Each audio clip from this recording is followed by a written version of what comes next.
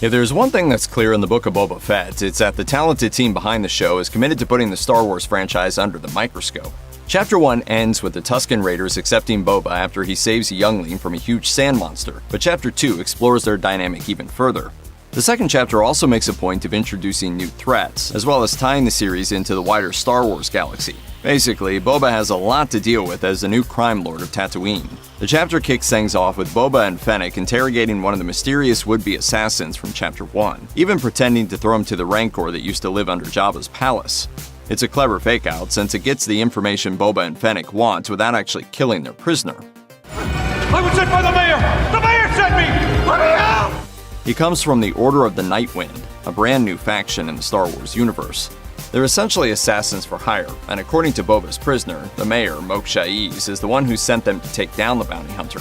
But the mayor claims he has no motive, and from there, the chapter takes some interesting turns. It's not really surprising that Boba is having to go up against different factions to establish dominance in Tatooine, but one of the families he should have expected to deal with is the Hutts. Yes, Jabba the Hutt's family arrives to stake their claim on his territory.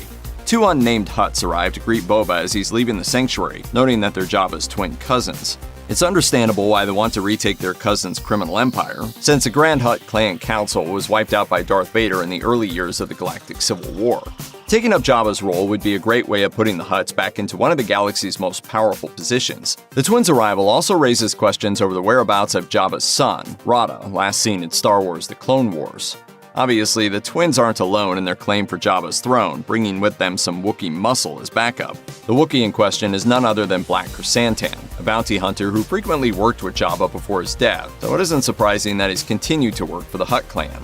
He got into a tense standoff with Boba Fett, so it'll be interesting to see if the two come to blows in a future chapter. Once the chapter shifts back into the past with Boba's Tusken adventures, it starts to explore more about the Sand People and the persecution they face from Offworlders.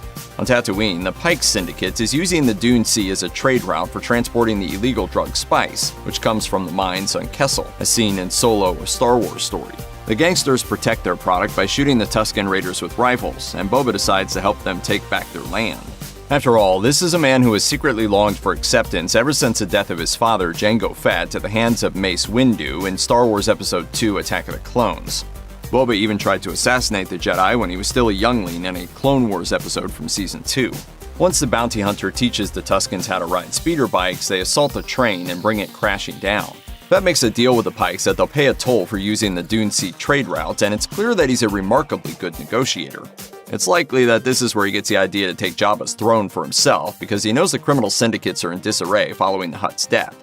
After Boba helps the Tuskens get a fair price for the use of the Dune Sea route, they recognize that he's ready to become an honorary sand person. They invite him to take part in a transformative custom, which forces Boba to work through his insecurities.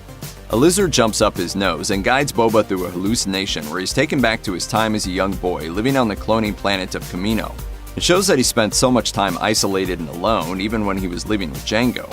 The vision hammers home the idea that if Boba continues living his solitary life, he'll die alone with nothing to show for it.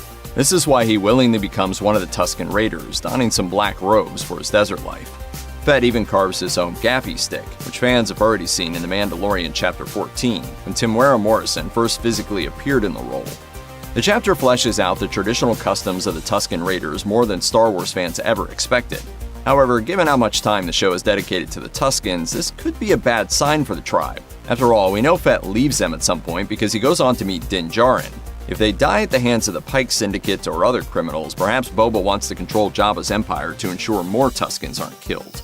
Check out one of our newest videos right here. Plus, even more Looper videos about the Book of Boba Fett are coming soon. Subscribe to our YouTube channel and hit the bell so you don't miss a single one.